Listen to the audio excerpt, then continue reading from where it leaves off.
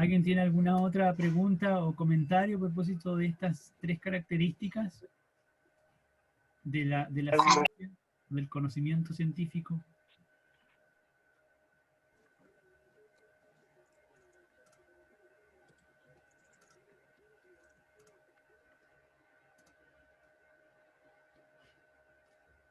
¿Qué otros elementos identificamos como características del conocimiento científico?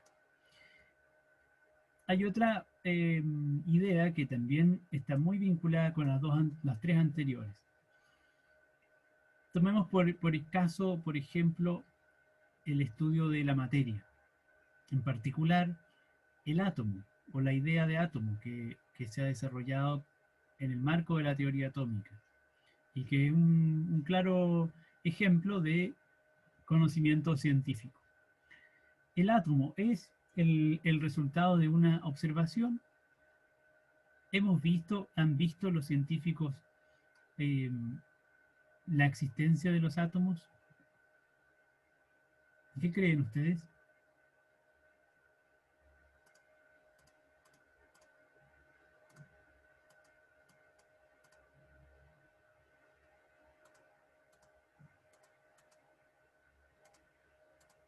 El átomo, ¿cómo lo concibe el conocimiento científico actual?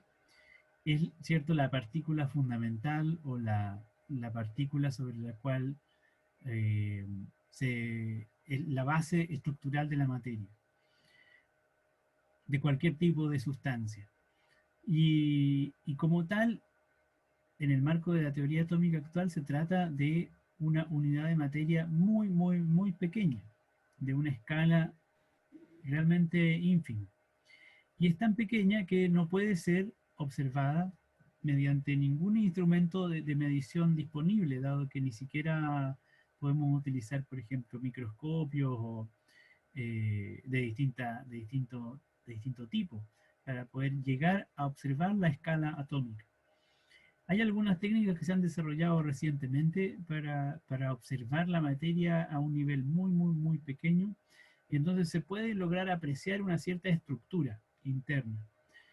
Sin embargo, por ejemplo, esta representación que tenemos acá es una representación completamente eh, imaginativa, digamos, eh, de lo que sería la estructura interna del átomo. Nunca hemos podido apreciar la existencia del electrón, por ejemplo, de la forma en que aquí está representado en cuanto a partículas.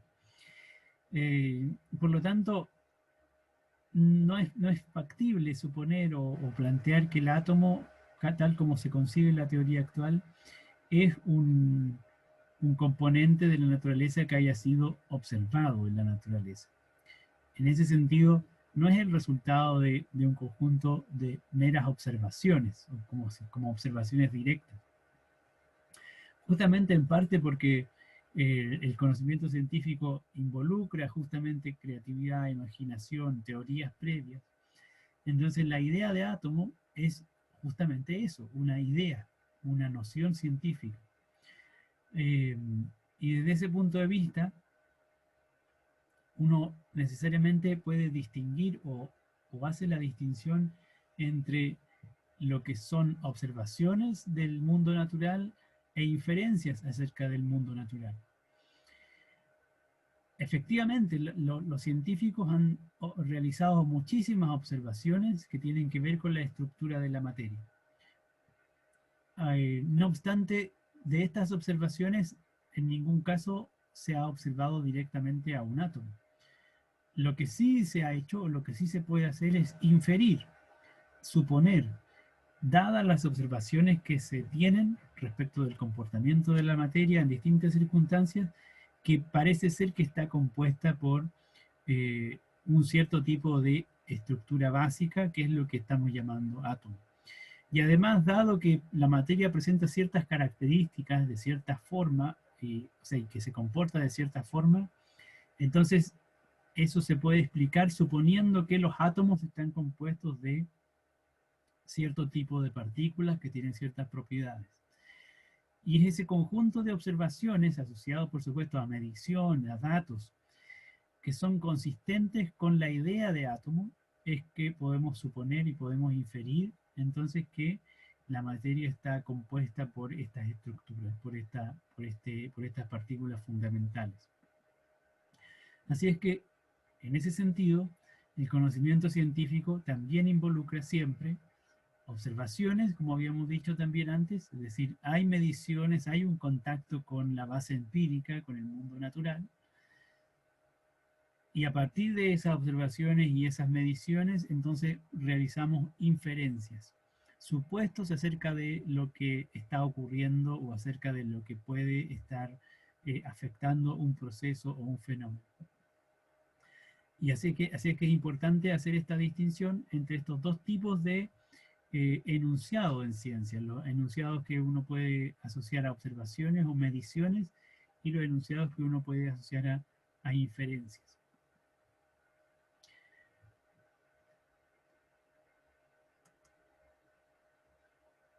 Otros ejemplos de práctica científica nos indican otras características también, digamos, propias del conocimiento científico.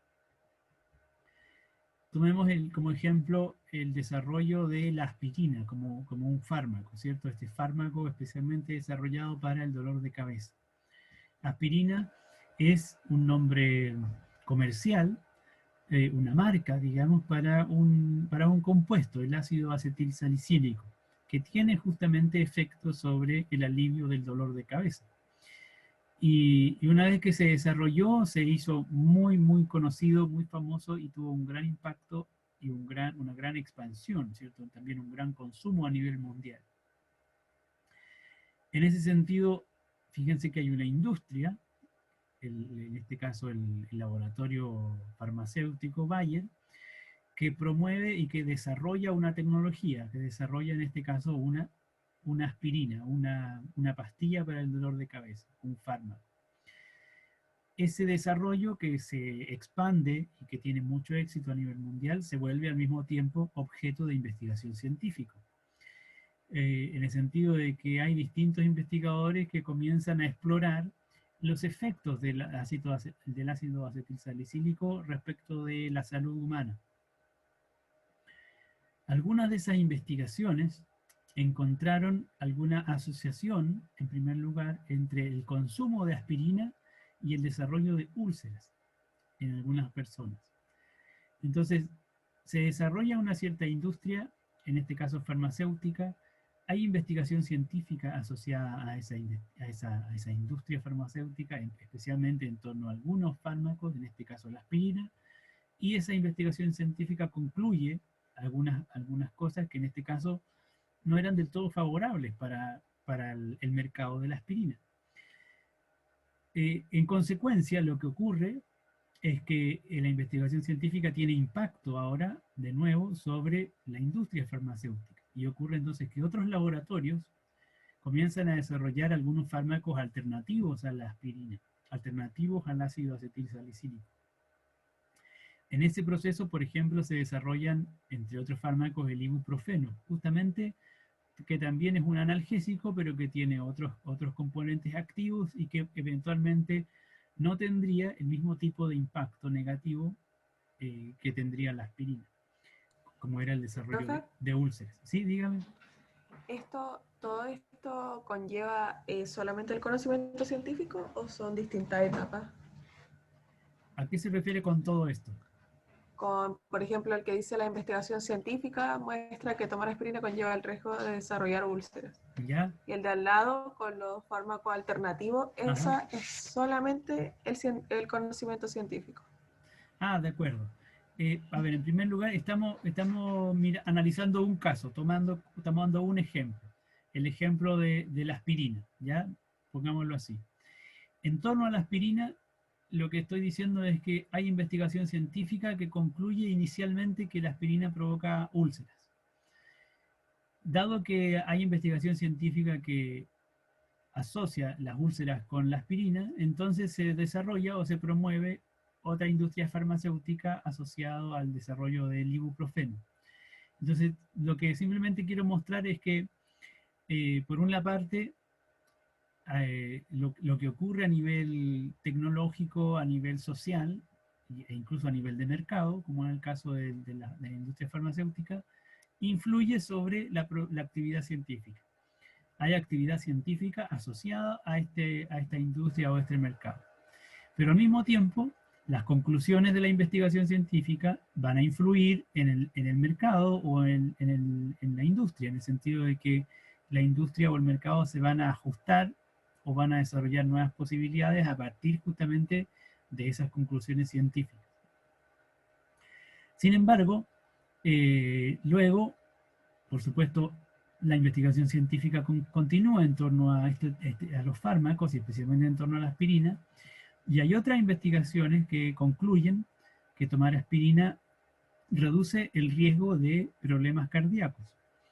O sea, hay investigación que es desfavorable y hay investigación que es favorable al consumo de aspirina. Y por supuesto, esta investigación, que resulta favorable para el consumo de la aspirina, también tiene impacto sobre el mercado y sobre la industria y sobre la promoción de la aspirina. Y entonces ahora muchas personas promueven el consumo de aspirina justamente porque parece ser reduciría los riesgos cardíacos. Entonces, lo que estamos de alguna manera describiendo es la relación que hay entre la producción científica y el contexto, en este caso el contexto sociohistórico o socioeconómico en el cual la investigación se desarrolla.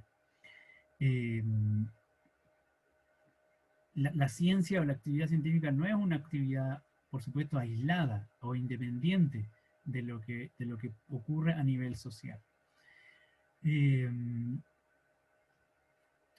Y en cualquier caso, siempre hay una relación también muy íntima entre desarrollo tecnológico e investigación científica. Y es más, incluso otras investigaciones después, más recientes, concluyen o muestran que en realidad las úlceras, que al principio se había dicho estaban asociadas al consumo de aspirina, provienen o se generan por múltiples factores y no especialmente por la aspirina u otros medicamentos. Entonces, ¿qué ocurre ahora? La investigación o las conclusiones científicas parece que son contradictorias respecto de las iniciales. ¿Significa esto que esta actividad, esta investigación científica había sido mal realizada? ¿Por qué se concluyen cosas tan distintas en un momento respecto del otro? Bueno, simplemente nos está mostrando esta secuencia el hecho de que la investigación científica está siempre modificándose y está obteniendo conclusiones no necesariamente que se refuerzan unas a otras, sino que muchas veces se van incluso contradiciendo.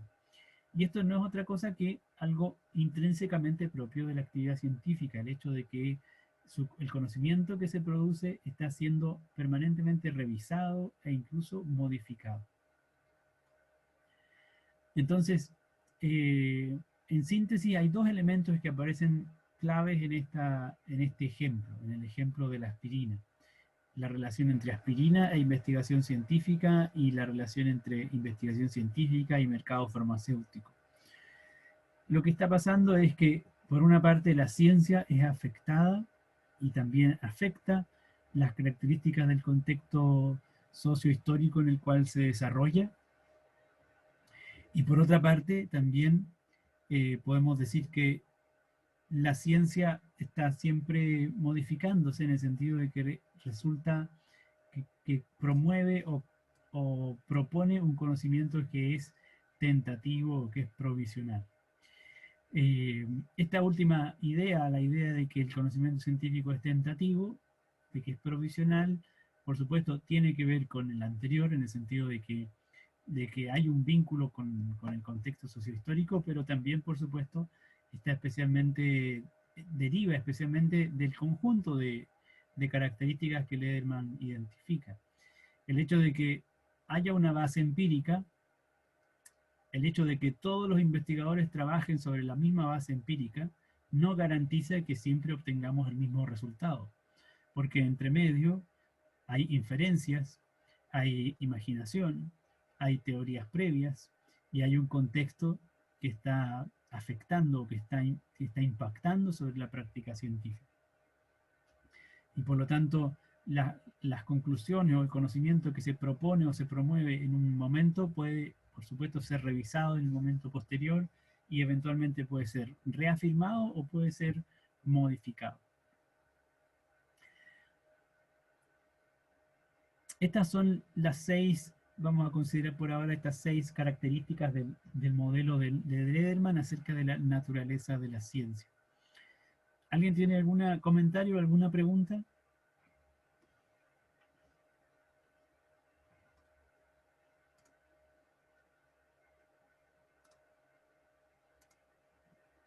No, profe. Bueno, entonces, dado este modelo de, de estos 6 elementos, la pregunta que nos vamos a hacer a continuación, o el aspecto que vamos a abordar a continuación, es en relación a cómo enseñar naturaleza de la ciencia. Es decir, vamos a aproximar... Sí, dígame. Yo tengo una duda. Dígame. Por ejemplo, el conocimiento científico tiene que pasar por todos estos pasos, como no pasos, pero como procedimientos para ser considerado como tal, ¿o no? Sí, yo creo que ese es un buen criterio. Es decir, primero, por supuesto, no hay que pensar que se trata de una secuencia, ¿de acuerdo? Son elementos, son características, ¿ya? Y lo que Lederman está diciendo, el conocimiento científico puede ser caracterizado mediante estas características. Siempre vamos a encontrar observaciones e inferencias, siempre hay una base empírica, siempre hay imaginación, siempre hay teorías previas, siempre hay un contexto histórico, siempre hay provisionalidad del conocimiento científico. El ejercicio que uno podría justamente hacer es buscar cualquier ejemplo de conocimiento científico y tratar de identificar estas características para saber si la propuesta de Lederman es más o menos adecuada o no. La crítica que se le puede hacer a Lederman es que a lo mejor cualquier tipo de conocimiento, y no solamente el conocimiento científico, tiene estas mismas características. Pero eso ya es una discusión más compleja, más epistemológica y que eventualmente llevaría a una revisión más amplia de lo que es el conocimiento científico. Pero tiene que ver justamente con las limitaciones de estos modelos. Yo les decía, al principio les decía, no hay consenso en relación a cuáles son las características de la ciencia. Entonces, si es que el modelo de Lederman es adecuado, lo que debería ocurrir es que cualquier conocimiento científico que uno tome como ejemplo presente estas características de alguna forma. En el desarrollo de ese conocimiento científico uno pueda identificar dónde están estas características. Este es un modelo descriptivo, es un modelo que nos dice cómo es la ciencia, o cómo es más bien el conocimiento científico, qué lo caracteriza. No es un modelo prescriptivo o normativo, en el sentido de que nos diga cómo debe ser la ciencia, ¿ya? Por lo tanto, no es que la ciencia deba cumplir con cada una de estas características, simplemente es que la estamos describiendo, o este autor la describe utilizando este modelo, esta herramienta, estas 6 características. El punto es que a nosotros no es que nosotros nos interese hacer el análisis del conocimiento científico en función de estas características. Lo que nos interesa es enseñarle a nuestros estudiantes que la ciencia tiene estas características. Entonces, nuestro propósito, sí, digan. Que estoy un poco confundida. O sea, estas características son solamente de Lederman, pero igual, aparte puede que no se cumplan todas exactamente. Es que, ¿qué significa que no se cumplan todas? Fíjese, por ejemplo... No sé, como que no estén todas, no sé, que no sigan un orden, no sé si me explico bien. Pero pongamos un ejemplo concreto. Por ejemplo, un lápiz Bic. Supongamos un lápiz Bic. Deme una característica de un lápiz Bic. La tinta. Ya, es un artefacto que tiene tinta en su interior. ¿De acuerdo? Otra característica. ¿Alguien tiene otra característica de un lápiz Bic? Tiene tapa, Tiene tapa. Otra más. es transparente. Transparente. Otra más. ¿Le sirve para escribir? Sirve para escribir. De acuerdo. ¿Alguna otra característica? Hay diferentes colores. Diferentes colores. De acuerdo. Bueno, Tiene tenemos punta fina y delgada. punta fina, punta delgada. Estupendo. Entonces, podemos enumerar una serie de características del lápiz Bic, ¿cierto? Eso es lo que está haciendo Lederman. Está tomando la ciencia, mira la práctica científica, el conocimiento científico y dice, bueno, estas son las características de la ciencia. Eventualmente viene otro autor y dice, oiga, pero esas características que usted está dando no son exactamente las que corresponden, porque yo creo que el lápiz Bic a lo mejor no solo sirve para escribir, también sirve para otras cosas, para dibujar, por ejemplo. Entonces, ¿cuáles son las características que debe cumplir el lápiz Bic? No hay una forma de responder esa pregunta, no hay un deber asociado a las características que el lápiz Bic tiene, simplemente hay distintas visiones acerca de cuáles son las características del lápiz. Eso es lo que está haciendo Lederman. Entonces ahora, si el lápiz es la ciencia, Lederman dice, bueno, hay 6 características claves, las que ya estamos mencionando. Y nosotros como profesores de ciencia, lo que queremos es que nuestros estudiantes aprendan qué es la ciencia sobre la base de estas características. Si es que les quisiéramos enseñar qué es un lápiz Bic, tendríamos que enseñarle que es un artefacto que sirve para escribir o para dibujar, que tiene tinta, que es transparente, que tiene tapa, cómo se usa la tapa, etc. Eso le enseñaríamos a nuestros estudiantes respecto del lápiz Bic. En el caso de la ciencia, lo que Lederman nos dice, estas son 6 características claves.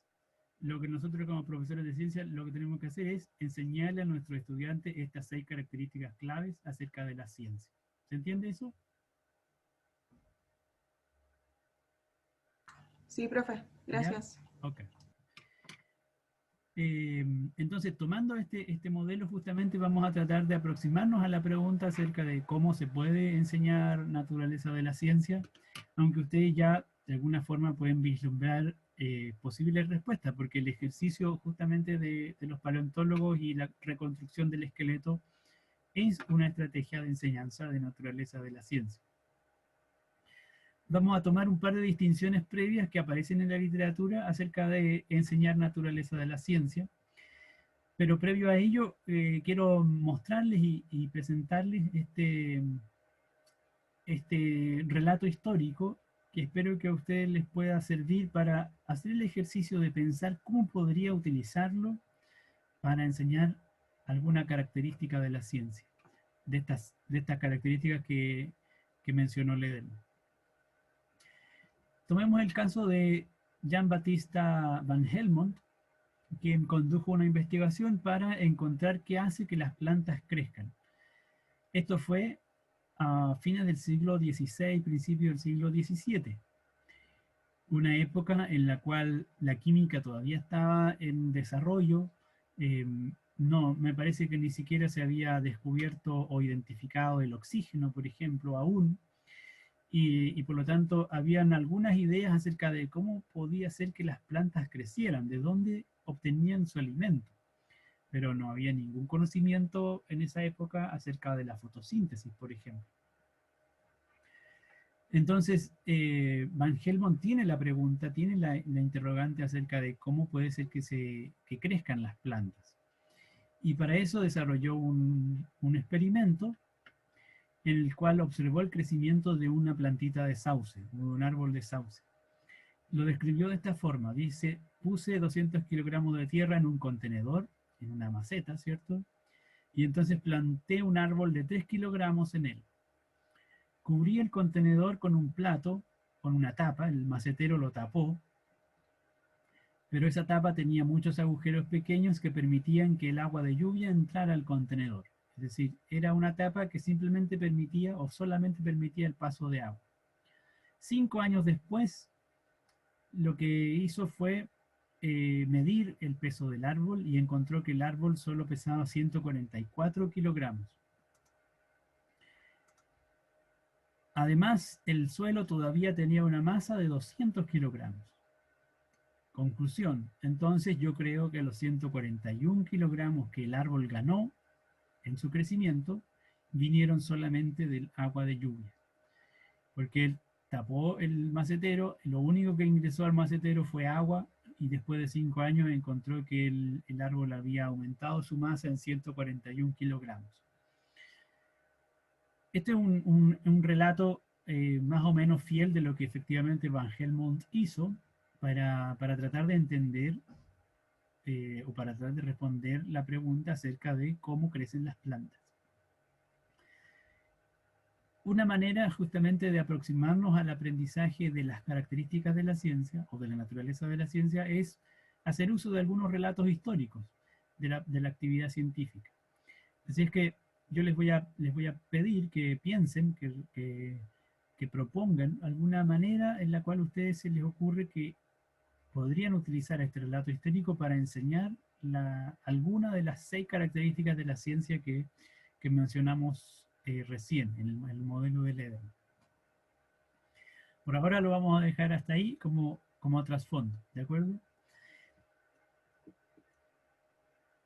¿Qué es lo que dice el currículo nacional sobre naturaleza de la ciencia? Me parece que algo habíamos mencionado en una sesión previa, en el sentido de que las bases curriculares proponen u optan por un enfoque implícito en relación con la enseñanza de la ciencia. Perdón, de la naturaleza de la ciencia. Este enfoque implícito queda de alguna manera o supone que la enseñanza de la naturaleza de la ciencia va a estar presente a través del libro de texto, en algún diseño didáctico que el libro de texto promueva o presente, y a través de las decisiones que los profesores y las profesoras adopten en relación con la enseñanza. ¿Qué quiere decir implícito y qué quiere decir explícito? Bueno, básicamente hay dos enfoques justamente que se han identificado en torno a la enseñanza de la naturaleza de la ciencia, y justamente se distinguen en cuán implícito e implícito sea el foco en las características de la ciencia. En el caso de la investigación didáctica, las conclusiones apuntan a que en general es preferible optar por un enfoque explícito para la enseñanza de la ciencia. Esto quiere decir que cuando enseñemos las características de la ciencia es preferible mencionar, explicitar, decir o mostrar que estamos justamente enseñando o presentando la forma en que se hace ciencia o las características del conocimiento científico. Vamos a ver un par de ejemplos luego, pero básicamente lo que estamos diciendo es, si es que yo voy a enseñar, por ejemplo, la diferencia entre observación e inferencia, y quiero que esta diferencia entre observación e inferencia se comprenda o se aprenda como un rasgo propio del conocimiento científico, entonces tengo que decirlo, tengo que explicitar que la ciencia justamente hace observaciones y hace inferencias, que los científicos al promover o al producir conocimiento realizan observaciones y realizan inferencias. Y si nosotros queremos hacer ciencia, entonces hacemos observaciones y hacemos inferencias. El enfoque explícito entonces menciona o relaciona de manera directa alguna característica de la ciencia con justamente la actividad científica. Si lo mismo hiciéramos desde un enfoque implícito, entonces no es necesario que haga ninguna de esas menciones. Le pediría, por ejemplo, a los estudiantes que observen y les pediría que infieran, pero no haría ninguna relación directa con la actividad científica o con el conocimiento científico. Supondría que por el hecho de que los estudiantes observan y por el hecho de que los estudiantes infieren, entonces ellos van a aprender que en ciencia se observa y se infiere.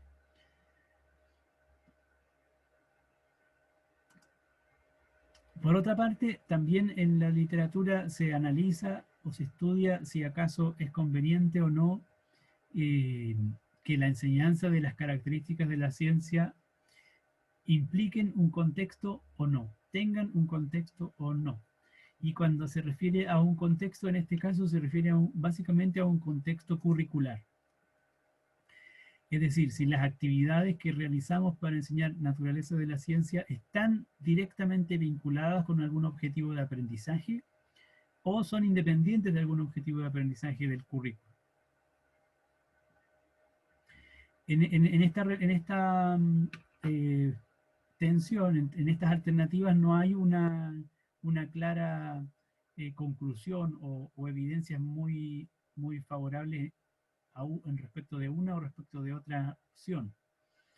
En el sentido de cuándo será más efectivo, si con contexto o sin contexto curricular, enseñar características de NOS. Por ahora no hay conclusiones en didáctica de la ciencia que favorezcan una opción. Cuando estamos en una enseñanza con contexto, por ejemplo, cuando desarrollando una temática, por ejemplo, si estamos desarrollando en tercero básico la estructura y función de las partes de la planta, entonces en ese contexto de esa unidad introducimos una actividad para enseñar las características de la naturaleza de la ciencia que tiene que ver con las plantas, por ejemplo, el experimento de Van Helmont. Entonces, en el marco del estudio del ciclo de las plantas, tomamos el experimento de Van Helmont como relato histórico, lo usamos para aprender acerca del ciclo de crecimiento de las plantas, pero al mismo tiempo lo usamos para enseñar las características de la ciencia. Estaríamos utilizando una actividad orientada al desarrollo de las características de la ciencia en el marco de un contexto curricular. Pero si fuera sin contexto curricular, por ejemplo, podríamos estar también en la misma unidad sobre las plantas y eventualmente lo que me interesa es desarrollar la diferencia entre observación e inferencia y uso la actividad de los huesos del dinosaurio, que nosotros ya hicimos. Bueno, la actividad de los huesos del dinosaurio no tiene mucho que ver con el crecimiento de las plantas, pero a mí lo que me interesa es enseñar la diferencia entre observación e inferencia y señalar que eso tiene que ver con el conocimiento científico. En ese caso, estaría utilizando una actividad sin contexto curricular. En los minutos que quedan, entonces, quiero simplemente mostrarles un par de ejemplos y finalmente proponerles que ustedes también reflexionen en torno a la actividad que les sugería, ¿ya? Profe, Sí, díganme. cuando hablaba que era con contexto o sin contexto, Sí. Sin contexto se refería como, por ejemplo, cuando yo enseño cosas y como que no concuerdan entre ellas. ¿O cómo? Que no entendí. Que no tienen un vínculo directo con el contenido temático, más bien, con la unidad temática que usted está desarrollando en un curso, en un nivel. Como les decía, si tomamos el ejemplo de estar en un tercero básico, y resulta que en tercero básico usted está enseñando el ciclo vital de las plantas, entonces, por supuesto, va a realizar una serie de actividades para que los estudiantes aprendan acerca del desarrollo vital de las plantas, el ciclo vital de las plantas. Pero resulta que especialmente a usted le interesa además que los estudiantes aprendan la diferencia entre observación e inferencia y que entiendan que esa diferencia entre observación e inferencia es parte del conocimiento científico, es una característica del conocimiento científico. Entonces, para enseñar esa característica, usted puede tener distintas actividades. Si utiliza una actividad que le sirva para enseñar esa característica y que tenga vinculación con el ciclo vital de las plantas, que tenga algún vínculo temático con lo que usted le está enseñando desde el punto de vista del contenido curricular, entonces sería una actividad con contexto. Pero si usa una actividad que no tenga un vínculo temático con el crecimiento de las plantas, entonces sería una actividad sin contexto. Igual le va a servir para enseñar las características de la ciencia. El punto es que lo va a hacer sin un vínculo explícito, sin un vínculo directo con el contenido curricular. Vamos a ver un par de ejemplos a continuación que a lo mejor le sirve para aclarar mejor la duda, ¿ya? En cuanto a estrategias para la enseñanza de la naturaleza de la ciencia desde un enfoque explícito, hay distintas opciones. Nosotros vamos a revisar más adelante algunas estrategias en general para la enseñanza de la ciencia que aparecen aquí, como la indagación, la historia de la ciencia, el uso de problemas sociocientíficos. En particular, el relato de Van Helmont calificaría en este grupo como historia de la ciencia. Este es un caso de un ejemplo de un libro de texto de una actividad para tercero básico en la cual se promueve la diferencia o el aprendizaje de la diferencia entre observaciones e inferencias, y esto a su vez se relaciona con el conocimiento científico, en el sentido de que esto, lo que se está enseñando es una característica del conocimiento científico. Lo podemos, el diseño mismo, el recurso mismo en el libro de texto no menciona directamente las características de la ciencia, pero la secuencia didáctica del libro de texto, la estructura del libro, señala claramente que esta actividad que se encuentra al inicio de una unidad está vinculada con la práctica científica, está vinculada con lo que hacen los científicos. Y por lo tanto es fácilmente, un profesor puede justamente hacer el vínculo entre las características de la ciencia y las observaciones e inferencias. Por esa razón yo diría que esta actividad corresponde a un enfoque explícito, dado que explícitamente se busca enseñar la distinción entre observación e inferencia, pero es una actividad que no tiene contexto, dado que no está vinculada con una unidad temática, en este caso directamente relacionada, por ejemplo, con la visión o con la luz.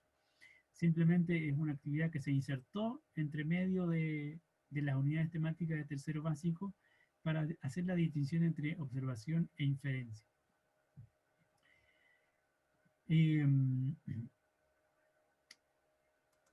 Otro ejemplo semejante, también en el tercero básico, tiene las características inversas, es decir, aquí lo que se promueve es, de nuevo, una actividad práctica, la clásica actividad de germinación de semillas de poroto, en la cual los estudiantes hacen observaciones y hacen inferencias, pero en ningún caso se explicita la diferencia entre ambos o se hace un énfasis en que los estudiantes distingan observación e inferencia. En ese sentido, aquí hay un enfoque implícito. Los estudiantes van a observar y van a inferir, pero no se les está enfatizando que reconozcan la diferencia entre estas dos cosas, ni que hagan el vínculo con la práctica o con la actividad científica. En ese sentido, que hay un enfoque implícito, pero tiene contexto, porque esta actividad está inserta en la unidad sobre el ciclo vital de las plantas y la estructura y función de las partes de la planta. ¿Se entiende las distinciones entre implícito y explícito y contexto y sin contexto para la enseñanza de... ¿Sí? Tengo dudas. Yo tengo una duda. Lo que pasa es que me confundí un poco con el enfoque implícito. ¿Ya? En este caso, el enfoque implícito es como que no compara con otra cosa, ¿eso es? El enfoque implícito es que no le decimos de ninguna manera al estudiante que lo que está haciendo es algo que es propio de la actividad científica. Le decimos que haga cosas.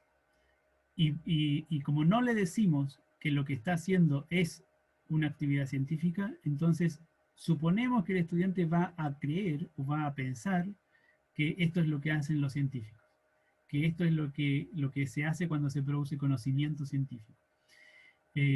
Por lo tanto, la única distinción entre lo implícito y lo explícito es que hay que decirle al estudiante, hay que mostrarle que lo que estamos haciendo es enseñar o es hacer lo que hacen los científicos, hacer lo que se hace en ciencia.